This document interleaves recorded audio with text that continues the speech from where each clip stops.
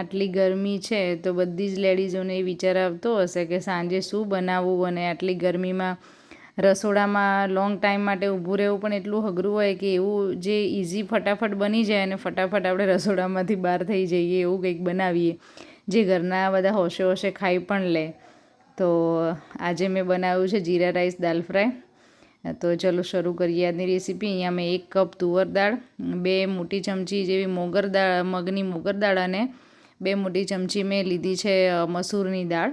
અહીંયા જનરલી હોટલમાં આ રીતે બધું મિક્સ દાળ કરીને જ દાલ ફ્રાય બનાવતા હોય છે.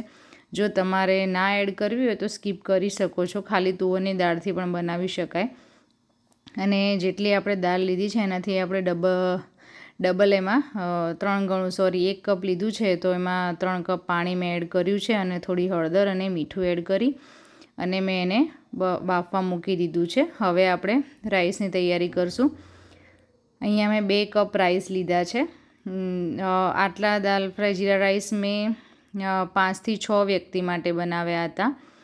તો તમે આ તમારા જેટલા ઘરના માણસો હોય એ રીતે એડજસ્ટ કરી શકો છો.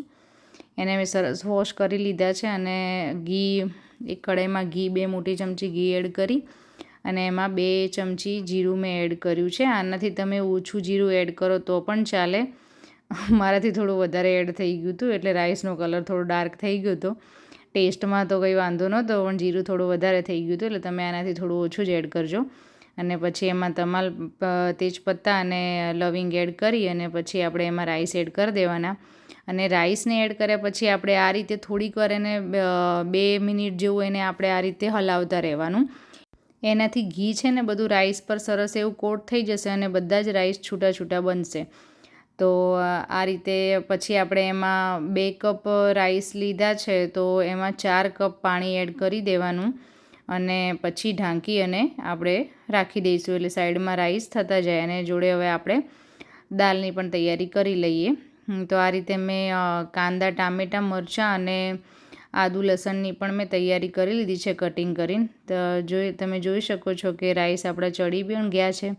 એકદમ એના સોફ્ટ નહીં થવા દેવાના, થોડાક 80% જેવા કૂક થાય એટલે આપણે ગેસની ફ્લેમ ઓફ કરીને પછી ઢાંકી દેવાના.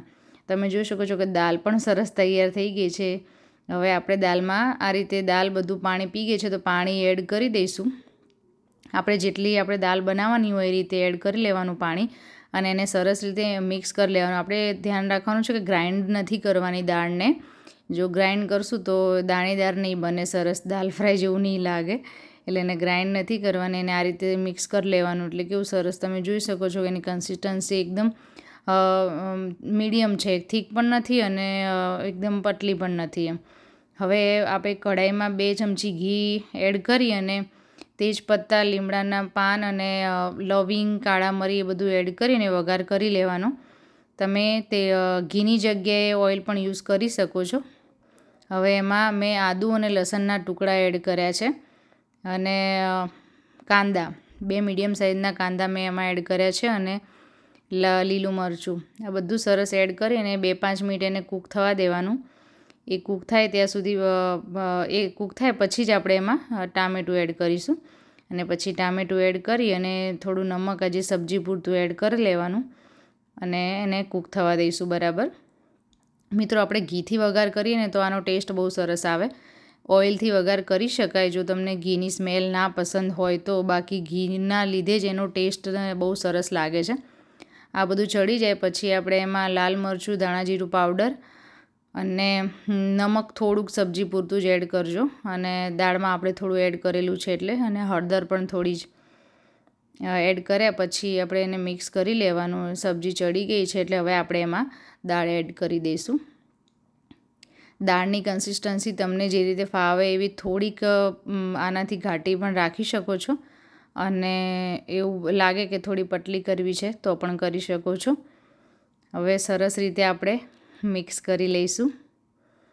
તમે જોઈ શકો છો કે દાળનો કલર પણ બહુ સરસ આવ્યો છે અને ટેસ્ટમાં તો બહુ જ સરસ બની હતી.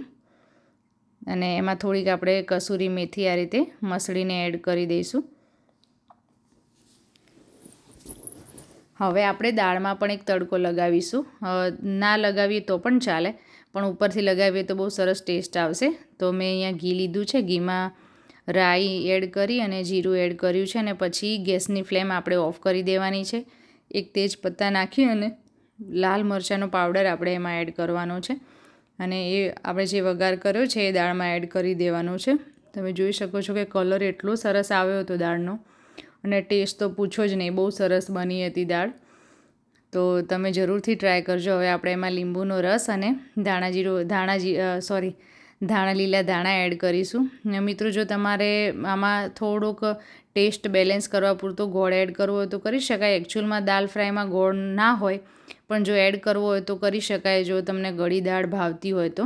મેં નથી એડ કર્યો એમાં. હવે સર્વ કરી લઈએ. તો તમે જોઈ શકો છો કે એની કન્સિસ્ટન્સી કેવી સરસ એકદમ પરફેક્ટ બની છે અને મિત્રો ટેસ્ટમાં પણ બહુ જ સરસ બની હતી. તો તમે જરૂરથી એકવાર આ રીતે ટ્રાય કરજો અને એકદમ ઉનાળામાં ફટાફટ રસોડામાંથી બહાર જવા માટેની આ એક રેસીપી છે જે જલ્દી બની પણ જાય અને ખાવાની પણ બહુ મજા આવે. તો મારા ચેનલને સબસ્ક્રાઈબ કરવાનું ભૂલતા નહીં. બાય.